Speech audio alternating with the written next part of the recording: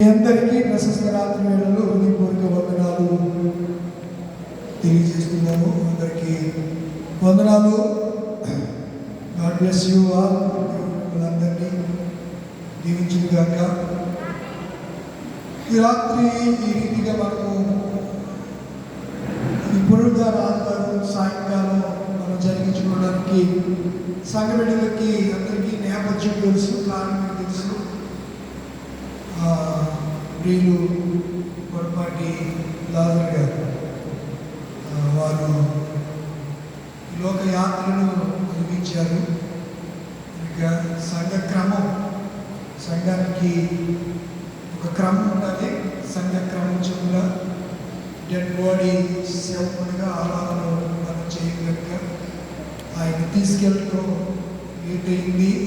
వీటి కాడి చేత సాయంత్రం ఇది కూడా చక్కని ఒక క్రొత్త ధనం, మనకి ఒక మేల్కొల్పు. రాత్రి బైబిల్లో ఆదివారం పౌలు ప్రసంగించడానికి సముద్ర తీరానికి వెళ్ళాడు. సాయంత్రం వెళితే అక్కడ లూది అనే స్త్రీ వాక్యము విని పట్టబడి వారిని అంగీకరించి వారిని వెంబడించిన విధానము మన అపోస్తుల కార్యక్రమము 16వ అధ్యాయంలో మనము చూస్తాము. మంచిది ప్రియులారా, దేవుడు మనల్ని ఇంతగా ప్రేమించడానికి నేను అనుకుంటాను. ప్రభువా, నీవు నన్ను ఇంతగా ప్రేమించడానికి నేను ఈ పాటి వాడాను. మనం అందరం కూడా దేవుని లెక్కలో ఉన్నవాళ్ళం, దేవుని యొక్క జమానాలో ఉన్నవాళ్ళు, దేవుని యొక్క సంకల్పంలో ఉన్నవాళ్ళు, దేవుని చిత్తంలో ఉన్నవాళ్ళు, దేవుని యొక్క ఉద్దేశంలో ఉన్నవాళ్ళు, దేవుని యొక్క అనాది ప్రణాళికలో ఉన్నవాళ్ళు. అడ్రస్ అయితే లేని వాళ్ళం కాదు. మనకు ఒక ఐడెంటిటీ కలిగి ఉన్నామన్నాం, ఒక గుర్తింపు కలిగి ఉన్నాం. ఆ గుర్తింపు, ఆ ఐడెంటిటీ ఎవరి ద్వారా మన ఈ లోకంలో కలిగి ఉన్నామంటే సాక్షాత్తు సర్వ సృష్టికర్త అయినటువంటి దేవుడు మన ప్రభువు అయిన యేసు క్రీస్తు ద్వారానే ఈ ఖ్యాతి, ఈ ఘనత, ఈ ఔన్నత్యము, ఈ గొప్ప కృప, ఈ ఆశ్చర్యకరమైన జీవితం కేవలము మనం కలిగి ఉన్న, మనం ఆరాధిస్తున్న, మనం సేవిస్తున్న మన దేవుని బట్టి అనే సంగతిని నేను ప్రాముఖ్యంగా మీకు చెప్పదలిసాను. పిల్లరా, ఫాలో మీ, వెంబడించాలి. యేసు ప్రభుని సేవించే వాళ్ళు ఏం చేయాలి? వెంబడించాలి. మనం ఈ దిన పాఠాన్ని కొత్తగా కొన్ని విషయాలు చెప్పడానికి ఇష్టపడుతున్నాను. ఈ దిన పాఠాన్ని మనము పరిశీలన చేస్తే పరిశుద్ధుడైనటువంటి యోహాను తన సువార్తను రాస్తూ ఉన్నాడు. John gospel, who is Jesus Christ, అసలు దేవుడు ఎవరు? చాలాసార్లు ఈ ప్రశ్న, దేవుడు ఉంటున్నా, అసలు దేవుడు అంటే ఎవరు? పాత నిబంధనలో యెహోవా అంటున్నాం, కొత్త నిబంధనలో సువార్తల్లో యేసు అంటున్నాం, పత్రికల్లో పరిశుద్ధాత్ముడు అని మాట్లాడుతున్నాం. ఈ ముగ్గురు ఒక్కరైనా? దేవుళ్ళు ఎంతమంది అనే మీమాంస, లేకపోతే అద్భుతమనస్సు, రెండు తలంపుల మధ్య క్రైస్తవ సమాజం తల్లడిల్లిపోతూ ఉంది.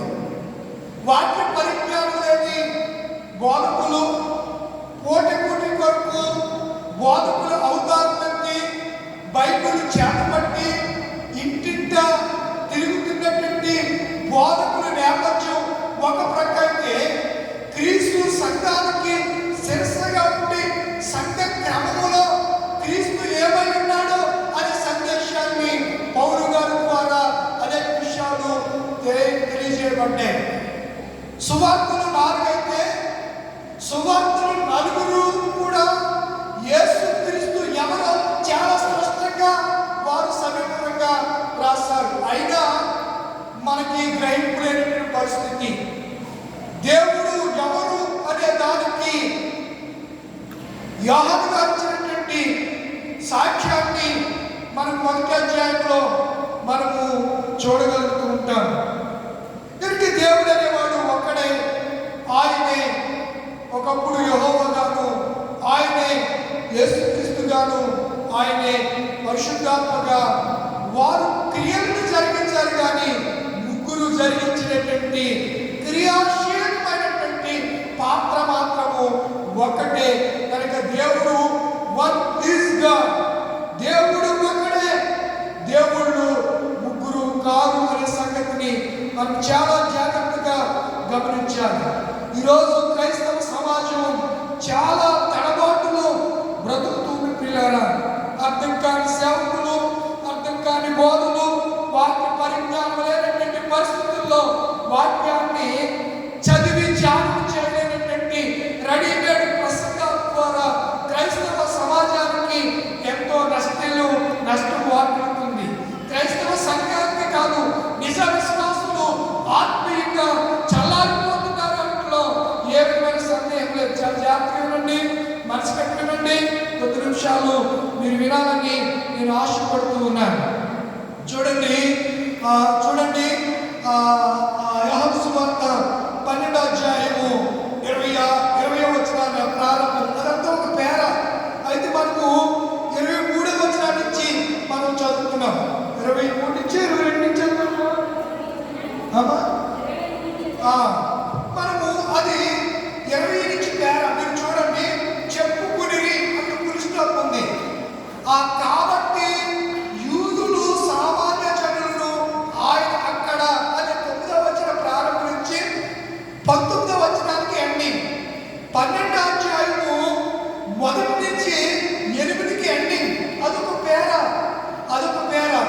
తర్వాత 9 నుంచి 19 వరకు ఒక పేర. 20 నుంచి చూడండి 36 వరకు ఒక పేర. 37 నుంచి 43 వరకు ఒకటి. 44 నుంచి 50 వచనాలు. మీరు చూడండి, అక్కడ ఎక్కడైతే పేర ఎండ ఉందో అక్కడ ఏముంది? ఫుల్ స్టాప్ ఉంది. అర్థమవుతుందా? బైబిల్ చాలా జాగ్రత్తగా చూడాలి. సరే, మంచిది. ఆ పండుగలో ఆరాధింప వచ్చిన వారిలో కొందరు గ్రీసు దేశస్తులు ఉన్నారంట. చెప్పండి, పస్కా పండుగ ఆ దినమందు చాలా మంది గ్రీసు దేశస్తులు, జ్ఞానం కలిగిన వారు. గ్రీసు దేశాన్ని గురించి మీకు నేను పోయిన వారం కాక వారం మీకు చాలా దాని నేపథ్యం, ఆ దేశంలో ఎంతమంది శాస్త్రవేత్తలు వచ్చారో ఆ దేశాన్ని గురించి కూడా మీకు చెప్పాను చాలా వివరంగా.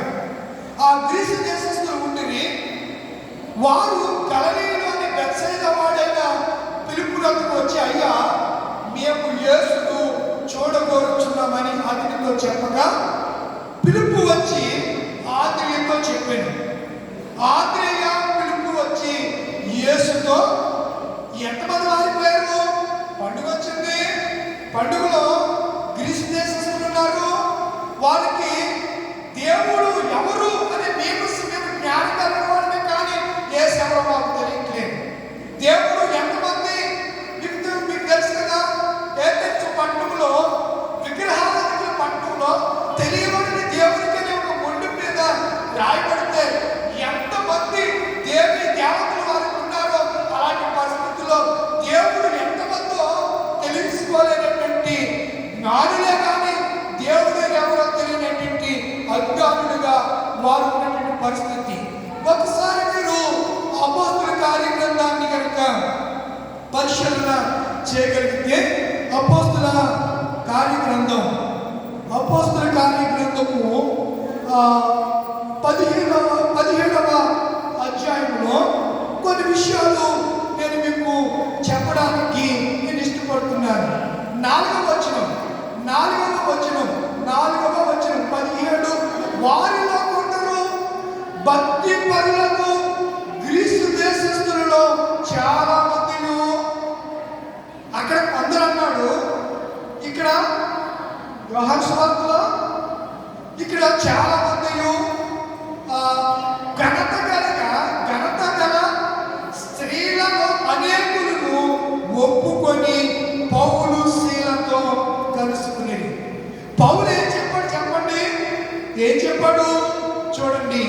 ఏం చెప్పాడు అనగా ఆ అపోస్తుల కార్యగ్రంథము 17వ అధ్యాయము 17వ వచనం. కాబట్టి సమాజ మందిరంలో యూదులతోనూ భక్తి పడిన వారితోనూ ప్రతిదినము సంత వీధిలో తను కలుసుకుని వారితో తగ్గించు వచ్చాను. ఎప్పుడులోను సోయకులలో ఉన్న కొందరు జ్ఞానులు అతనితో వాదించి, అతడు అనగా పౌలుతో వాదించాడట. అతడు ఎవరి గురించి చెప్పాడో చెప్తున్నాడు. అతడు యేసు గురించి పునరుద్ధానం గురించి ప్రకటించడు కనుక మరికొందరు వీడు అన్య దేవతలను ప్రచురింపబడుచున్నాడని చెప్తున్నాడు. ఎవరి గురించి చెప్తున్నాడు? పాత నిబంధనలో ప్రత్యక్షమైన దేవుడు ఈయనే పునరుద్ధానుడైన క్రీస్తు అని పౌలు గారు దేవుడి గురించి చాలా అనాత్మకంగా, గంభీరంగా, శాస్త్రీయ నేపథ్యం రుజువులతో సహా చెప్పినట్లుగా మనం చూస్తూ ఉంటాం. ఇలా మనం చూస్తూ కిందకు వచ్చేస్తే 32వ వచనానికి వచ్చేస్తే చూడండి, మృతుల పునరుద్ధానం గురించి వారు వినినప్పుడు కొందరు అపహాస్యం చేసి, కొందరు దీని గురించి నీవు చెప్పునది ఇంకొకసారి విందుమని చెప్పి అలాగుండగా పౌలు వారి మధ్య నుండి వెళ్ళిపోయాను. అయితే కొందరు మనుషులు అతన్ని హత్తుకుని విశ్వసించి వారిలో అరేపియుడైన దీసునియు దమరి అను ఒక స్త్రీయు వీరితో కూడా మరికొందరు ఉన్నారు. పౌలు బోధన వారందరూ నిజ దేవుడు ఎవరో తెలుసుకున్న వాళ్ళందరూ కూడా ఏం చేశారట? పౌలును హత్తుకున్నారు. యేసును వెంబడించడానికి వారు ఇష్టపడ్డారు అనే సంగతిని నేను మీకు జ్ఞాపకం చేస్తున్నాను. కనుక మన ధ్యానాంశం కూడా యేసును వెంబడించటం. ఫాలో మీ అనే ఒక ఇంగ్లీష్ పదాన్ని నేను మీకు పరిచయం చేస్తున్నాను. మేబీ ఐ థింక్ మీకు బహుశా ఈ పదం ఇది తెలిసి ఉంటుంది. అయినా ఒకసారి మీ దృష్టికి నేను తీసుకుని రావడానికి ఇష్టపడుతున్నాను. గ్రీసు దేశస్తులు ఎవరిని అడిగారు? బెత్సైదా వాడైన ఫిలిప్పుని అడిగారు. ఫిలిప్పు యేసు దగ్గరికి వెళ్ళడానికి ధైర్యం చేయలేదు. ఎవరి దగ్గరికి వెళ్ళాడు? ఆంధ్రీ దగ్గరికి వెళ్ళాడు. ఇప్పుడు ఫిలిప్పు ఆంధ్రీ కలిసి ఎవరి దగ్గరికి వెళ్ళారు? యేసు దగ్గరికి వెళ్ళారు. యేసు దగ్గరికి వెళ్ళి చెప్పినట్టు ఫిలిప్పు వచ్చి ఆంధ్రీ చెప్పి ఆంధ్రీ ఫిలిప్పు వచ్చి యేసు గురించి అందుకు యేసు వారికి మనిషి కుమారుడు మహిమ పొందవలసిన గడియ వచ్చినది. గోధుమ గింజ భూమిలో పడి చావకుండా ఎడలా అది ఒంటిగా నిండుని, అది చచ్చిన ఎడలా అని తన మరణాన్ని, నేను దేవుడిని, నేను చనిపోతాను, మూడో దినాన్న పునరుద్ధవుతాను అని చెప్తున్నాడు. అనగా ఒక గింజ భూమిలో పడి చస్తేనే అది విస్తారంగా ఫలిస్తుంది. ఫలాన్ని పొందాలంటే ముందు విత్తనము భూమిలో పాతి పెట్టబడాలి. పాతి పెట్టిన విత్తనం చనిపోవాలి. చనిపోయిన దాని వరకు దేవుడు ఏం పంపిస్తాడు? జీవాన్ని పంపిస్తాడు. దీన్ని అపోస్తలుడైన పౌలు చాలా చక్కగా విశ్లేషించాడు, వ్యాఖ్యానం చేశాడు. కొరింథీయులకు రాసినటువంటి మొదటి పత్రిక 15వ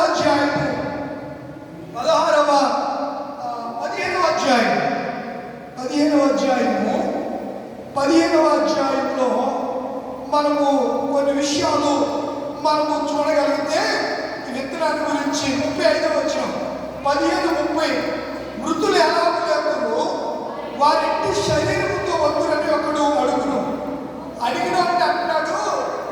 వివేకుడు అంటున్నారు వాళ్ళని, ఆ వివేకి నీవు విత్తినది చచ్చితేనే కానీ చాలు ఇంకా లోపలికి వెళ్ళను చెప్తూ అక్కడ అన్నమాట. నీవు విత్తినది చూడగా అది గోధుమ గింజ అయినను యేసు గారు ఏ గింజ గురించి చెప్పాడు? గోధుమ గింజ. గోధుమ గింజ భూమిలో పడి ఏమైపోవాలంట?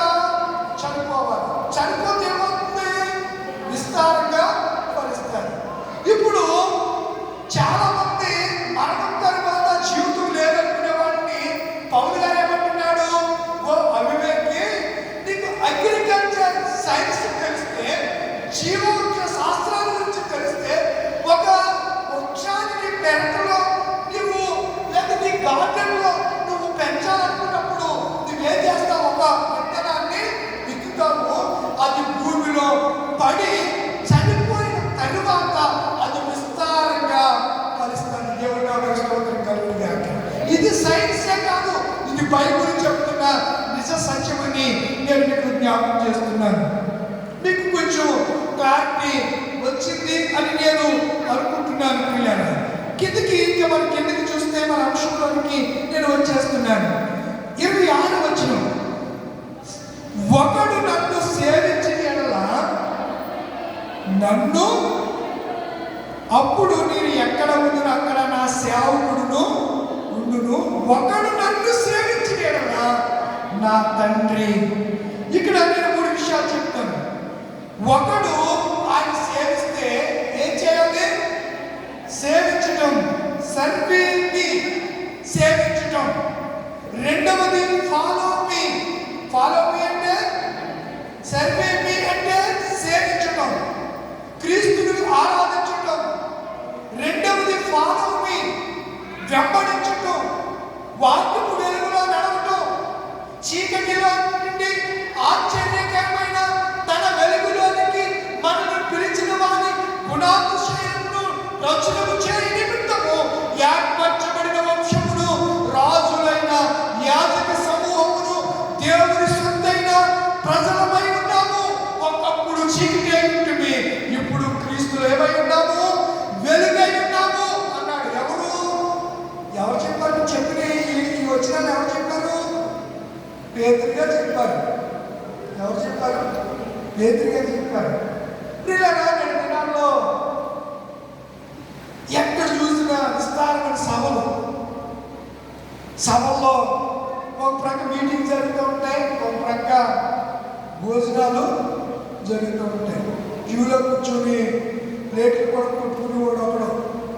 నాకు ఒక ముక్క వేసాడు, రెండో ముక్క వేయలేదు, నా మొక్క చూసి వేసాడు అని. అప్పుడు మీటింగ్లో కూడా ఈ జబ్బు ఎక్కువైపోయింది. మరి తిండి కోసం వెళ్తారేమో, నాకు అర్థం కాదు.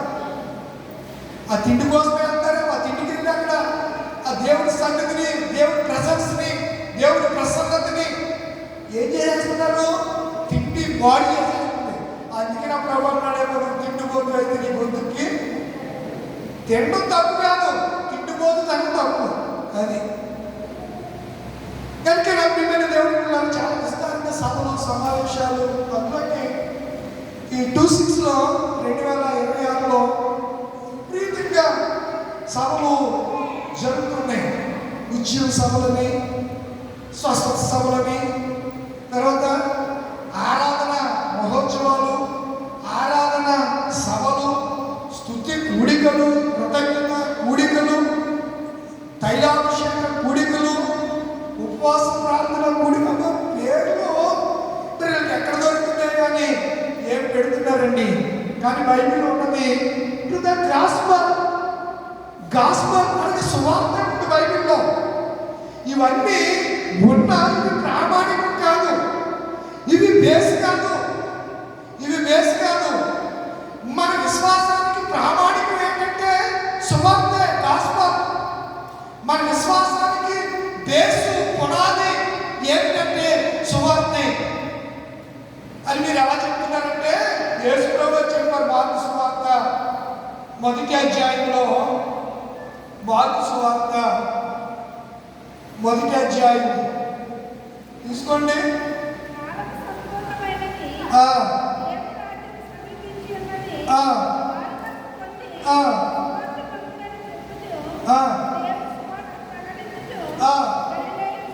ఏం ప్రకటించాడు ఆయన? మరి ఇప్పుడు ఏం ప్రకటిస్తున్నారు? అర్థమవుతుందా? ఆయన ఎవరు ప్రకటించింది? ఎవరు? యేసు ప్రభు వారు. యేసు ప్రభు వారు ఏం చెప్పారు? నేను ఏం చేశానో అదే చేయండి అబ్బాయి, నా శిష్యులారా. నేను మీకు ఏ సంగతులు ఆజ్ఞాపిస్తున్నానో అదే చేయండి. ఎగస్ట్రాలు చేశారో అక్రమం చేసినట్టే, అక్రమం చేయ వారికి నా స్థలంలో, అంటే మీరు నన్ను సేవించట్లా, మీరు నన్ను వెంబడించట్లా. నన్ను మీరు ఏం చేయాలంటే సేవించాలి. నెంబర్ 1, 26వ వచనంలో మొదటి లైన్లో, ఒకడు నన్ను సేవించిన యెడల, నన్ను సేవించేవాడు ఏం చేయాలి? వెంబడించాలి. వెంబడిస్తే ఏం జరుగుతుందో రాశాడు అక్కడ. అప్పుడు నేను ఎక్కడ ఉందునో అక్కడ నా సర్వెంట్, సేవకుడు అంటే సర్వెంట్, పరిచారకుడు, సర్వెంట్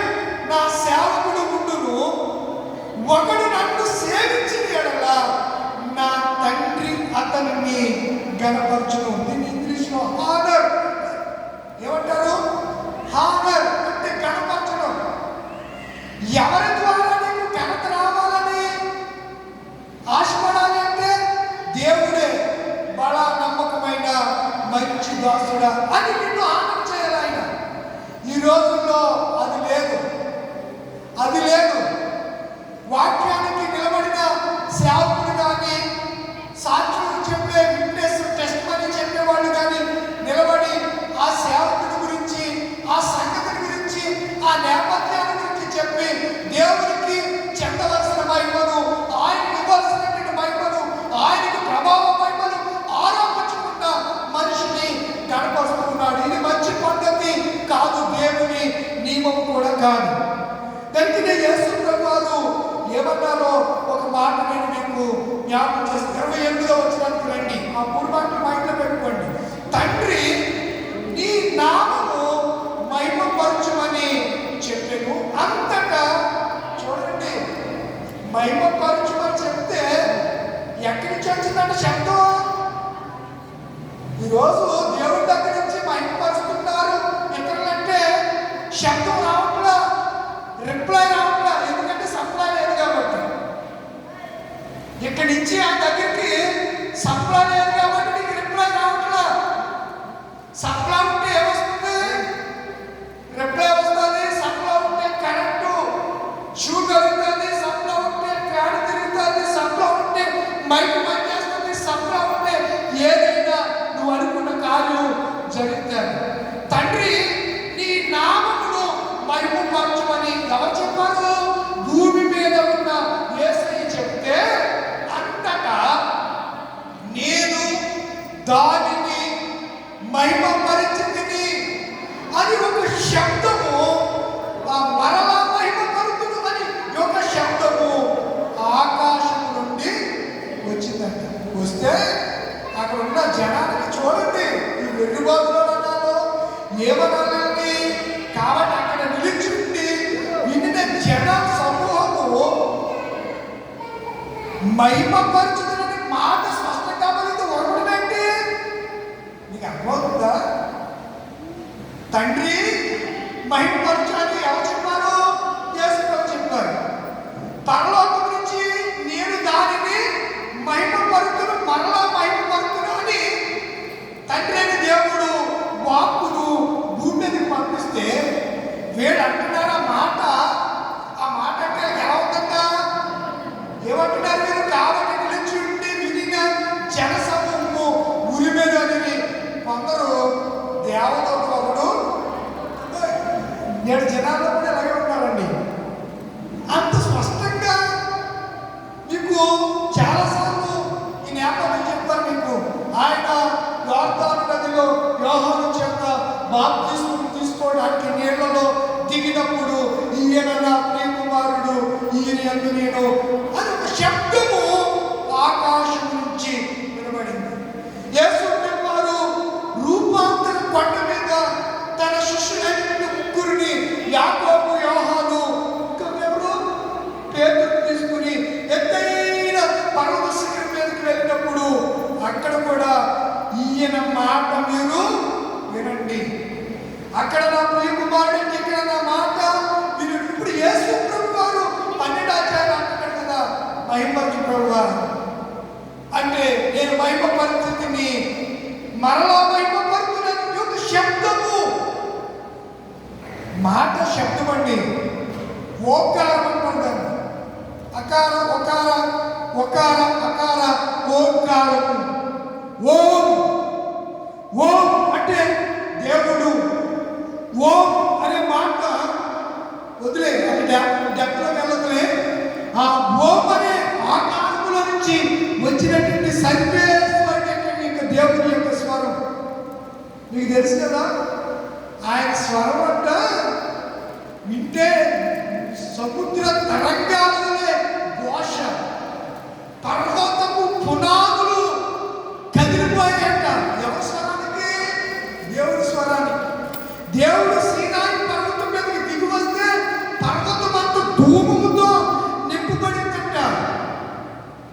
ఆ బూర శబ్దము వారు వినలేక బాబోయ్ మోషే మేము వినలేము అని చెప్పారట.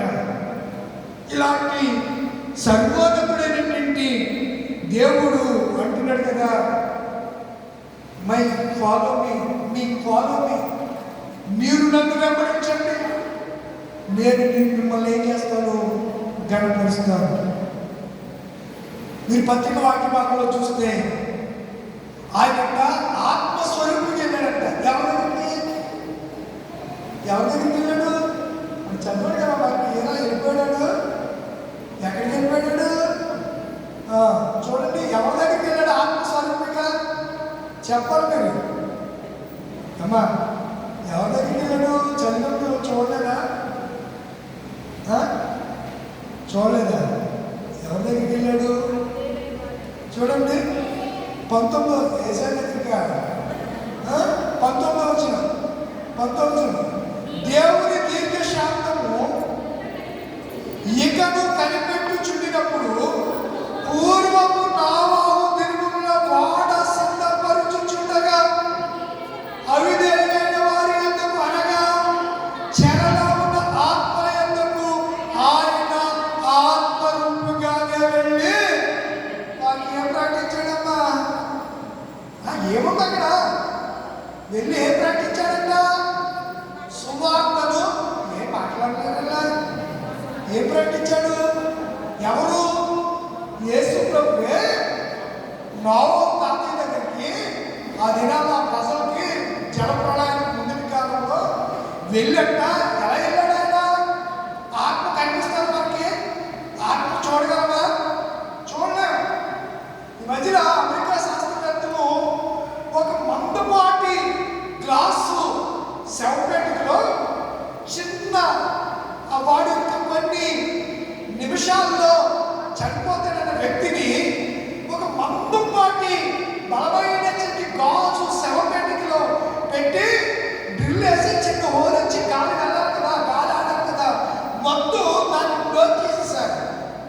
క్లోజ్ చేసేస్తే వినండి చాలా జాగ్రత్త వినాలి, మళ్ళీ మిస్ అవుతారు మీరు. క్లోజ్ చేసేస్తే అతడు ప్రాణం పోయే ముందు ఈ ఆత్మ ఎవరికి కనిపించకుండా హోలులో ఆ గాజు ప్లేటును దళసరి మందం పాటి ఆ గ్లాసును పగలగొట్టుకుంటూ దీనికి కనిపించకుండానే వెళ్ళిపోయింది. అందుకే ఒక పాట ఎవరికి కనిపించకనే ఆత్మ వెళ్ళిపోవును, ఎన్ని చేసినా తనువు నమ్మినా కట్టెలిగించి కన్నీటిగా కట్టెలపై నీ శరీరం కనిపించదు. సరిపడుతుంది. నింటిలోన మట్టిలోన పెట్టిన నిన్నే గుర్తించదు నీ తల్లి. ఎన్ని చేసినా తనువు నమ్మినా కట్టెలిగించింది కన్నీటిగా కట్టెలపై నీ శరీరం కనిపించదు గంటకు మళ్ళీ. ఆత్మలు ఎవరికి కనిపించదు, కానీ దేవుడు నీకు ఇచ్చిన ఆత్మతో నీవు దేవుని ఏం చేయాలి? సేవించాలి. సేవించుచున్న నీవు, ఆత్మ కలిగిన నీవు ఎవరిని వెంబడించాలి? యేసుని వెంబడించాలి. యేసుని వెంబడిస్తే ఆయన ఏం చేస్తాడు? గణపరుస్తాడు. అప్పుడు నీవు ఆయన మహిమను చూస్తావు. దేవుడు మహిమ కలుగుగా. ఆ రోజు ఆయన ఆత్మరూపికి వెళ్ళి ఏం ప్రకటించాడు?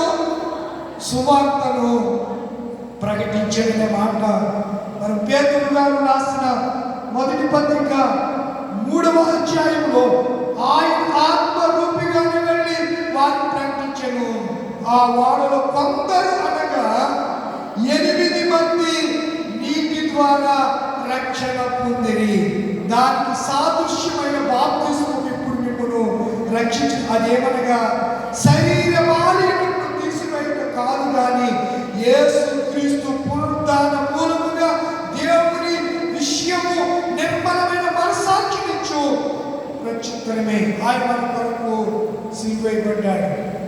మన కొరకు శ్రమ పడ్డాడు, సిలువ పడ్డాడు, పునరుద్ధరుడు అయ్యాడు. ఇప్పుడు ఆయన ఎక్కడ ఉన్నాడంట? ఆయన పరలోకముకు వెళ్ళి దేవదూతల మీద, అధికారుల మీదను, శక్తుల మీదను అధికారం పొందిన వాడే దేవుడు కుడిపార్శ్వమున. ఇప్పుడు మనం ఆయన సేవించి ఆయన వెంబడిస్తే మనం ఎక్కడ ఉంటాం? ఆయన మహిమలో ఎవరు సమీపించలేని తేజస్సులో వసించుతా యేసయ్యా. నీ మహిమను ధరించిన పరిశుద్ధులు నా కంట పడగా సరిపడ్డారే.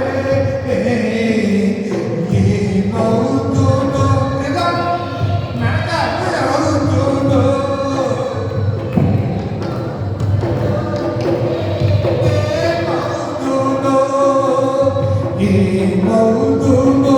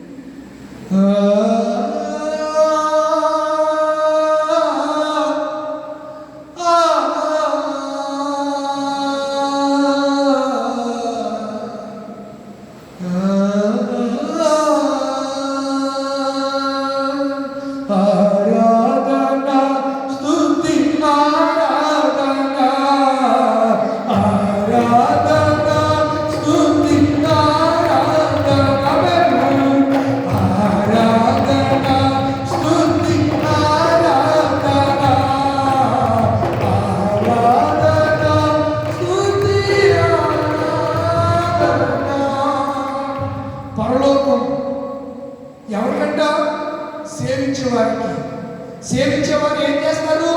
వెంబడిస్తారు. వెంబడించేవారు ఎక్కడ ఉంటారు? పరలోకంలో ఉంటారు.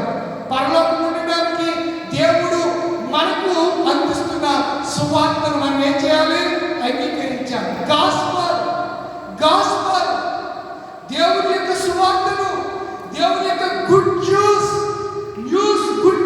శుభవార్తను మనం ఏం చేయాలి? స్వీకరించాలి, యాక్సెప్ట్ చేయాలి. దేవుని యొక్క సువార్తను అంగీకరించాలి, మారు మనసు పొందాలి, బాప్తిసం తీసుకోవాలి.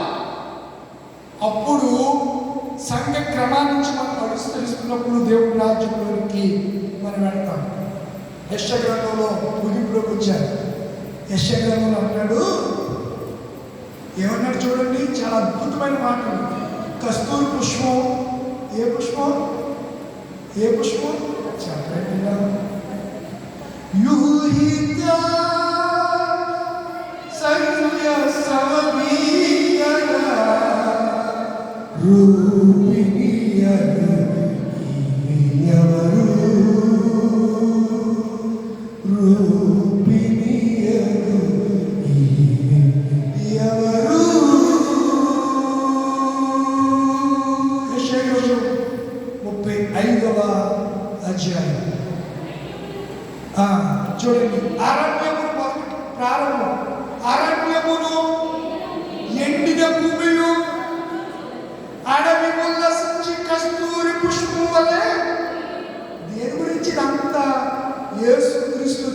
తీసుకురాబోయే సువార్తని గురించి ఎప్పుడో క్రీస్తుకు పూర్వము 700 సంవత్సరాల కాలంలో ఉన్న ప్రవక్త యెషయా గ్రంథము, బైబిల్లో మినీ పుస్తకంగా పిలువబడుతున్న యెషయా గ్రంథము, యెషయా గ్రంథానికి ఎన్ని అధ్యాయాలు ఉంటాయి? 66 అధ్యాయాలు కలిగిన యెషయా గ్రంథములో 35వ వచనములో 35వ అధ్యాయములో మొదటి వచనం, అరణ్యమును ఎండిన భూమియు సంతోషం. అడవి ఏం చేస్తుందంట? ఏంటి అడవేంటి? ఉల్లసించడం ఏంటి? కస్తూరి పుష్పం వలె పూయడం ఏంటి? అది బహుగా పూయిస్తూ ఉల్లసించుచు ఉల్లాస సంగీతములు అంటాడు. వివరించడానికి సమయం కాదు. లెబనోను సౌందర్యము చెబుతూ చూడండి, అది యెహోవా మహిమను, మన దేవుని తేజస్సును. దేవుని సేవించేవాడు ఎవరు చూస్తాడు? దేవుని తేజస్సు, వెలుగును చూస్తాడు. దేవుని వెలుగు. సౌలు వెళ్తున్నాడు, యేసు ప్రభువారు ఆయన ఎలా దర్శించాడు? వెలుగుగా దర్శించాడు. ఎంత వెలుగుని చూడడానికి ఏమైపోయాడు? చక్కగా గుడ్డోడైపోయాడు. ఎన్ని రోజులు చూడడానికి పడలేదు? 3 రోజులు. 3 రోజులు ఏం లేదు, ఆహారం లేదు. అననీయ వచ్చి ప్రార్థన చేసే వరకు అతను మనోనేత్రాలు, తన కన్నులు తెరవలేదు. అననీయ వచ్చి ఎవరి కోసం ప్రార్థన చేశాడు? తిన్నది అనే వీధిలో ఉన్నటువంటి సౌలు అనబడిన పౌలు దగ్గరికి వచ్చి ప్రార్థన చేస్తే కానీ అతని కన్నులు ఎందుకు అతను గుడ్డివాడైపోయాడు అంటే, దేవుని యొక్క దివ్యమైన తేజస్సును అసలు పొందాడు. ఎవరు?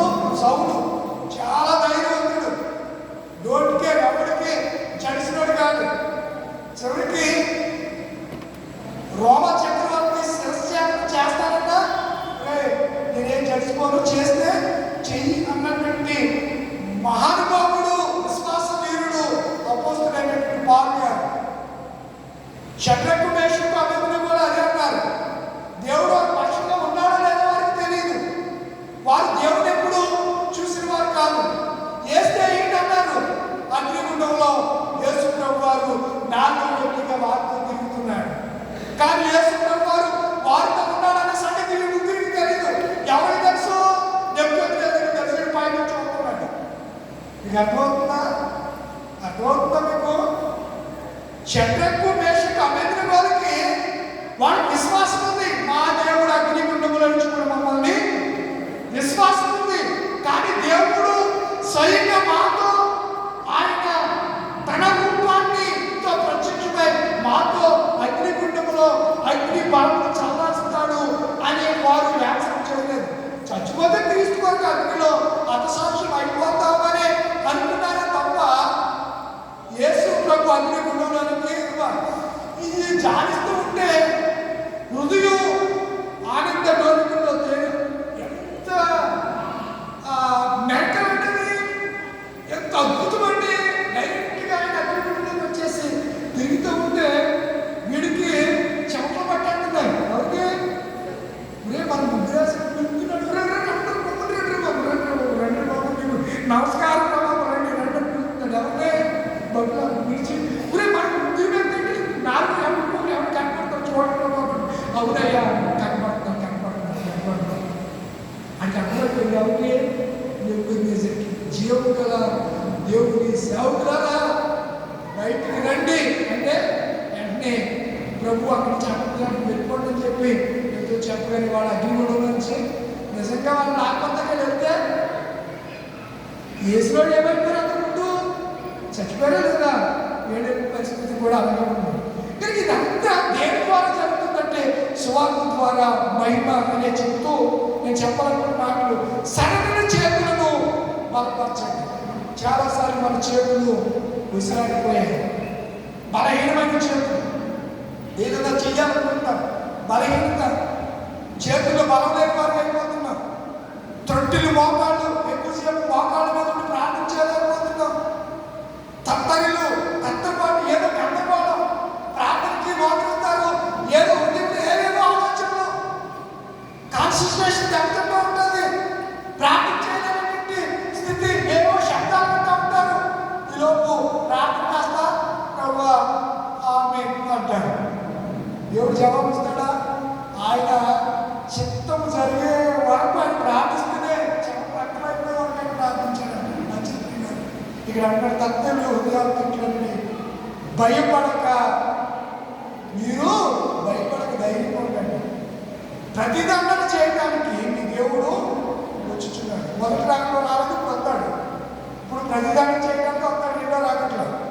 మీకు తెలుసు కదా, మొదటి గొర్రె పిల్ల రీతి వచ్చి ఇప్పుడు కొదమాసం వస్తే ఇప్పుడు మనము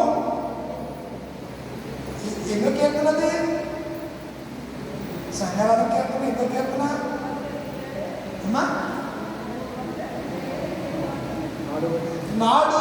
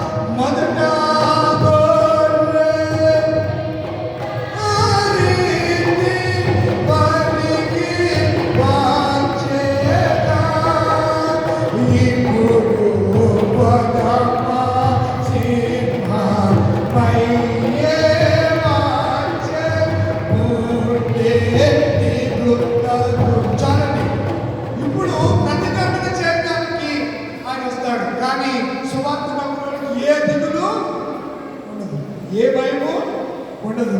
అదే చెప్తూ అంటున్నట్టుగా ప్రతీకారం చేయడానికి ఆయన వస్తాడు. అప్పుడు మనం పుట్టివాడు తుప్పివలి గొంతులే, మోగవాడు ఏం చేస్తాడు? పాడతాడు. అరణ్యములో నీళ్లు ఉడుకును, అడవి కాలువలు పారు, ఎండమావులు ఏమైపోతాయట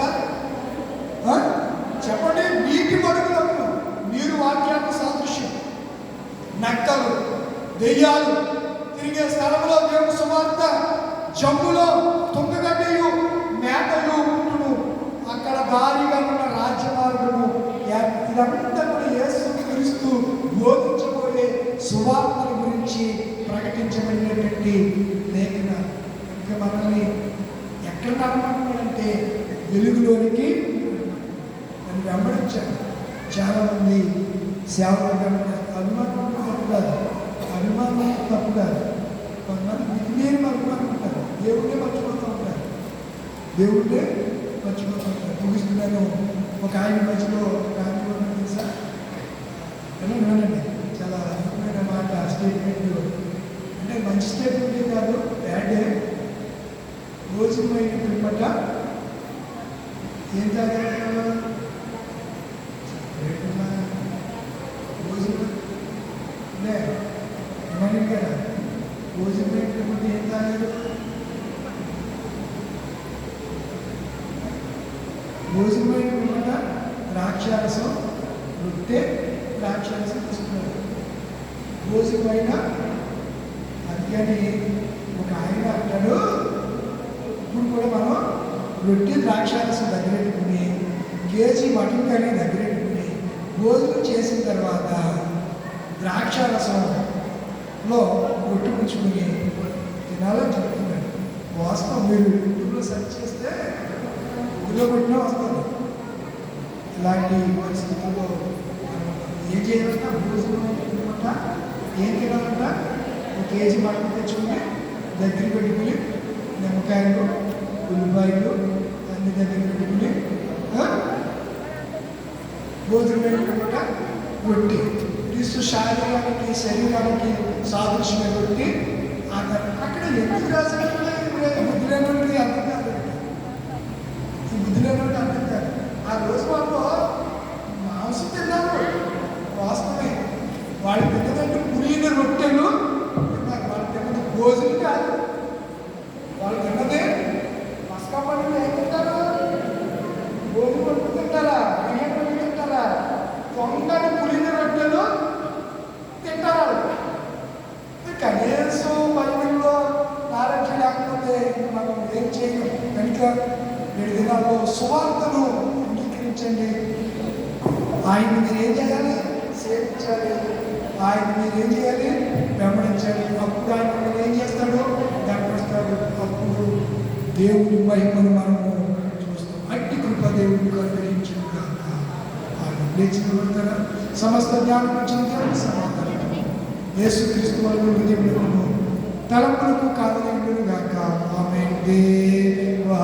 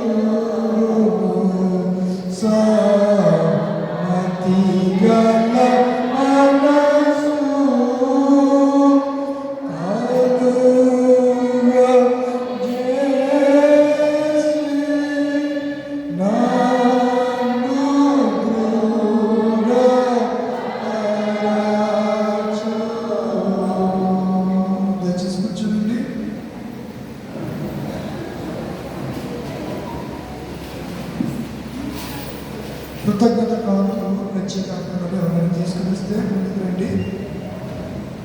కృతజ్ఞత కానుకలు ప్రత్యేకాత్మలు మృక్కుబడి కానుకలు తీసుకొచ్చిన ముందుకు రండి. గోడి రమ్య గారు, రఘురామ్ గారు, వారి కుమార్తెలు మాధుర్య, మహిమ కుమారి, వారి కుటుంబం కానుకలు దేవునికి సంబంధించిన పిట్టా వినోద్ కుమార్, పిట్టా వినోద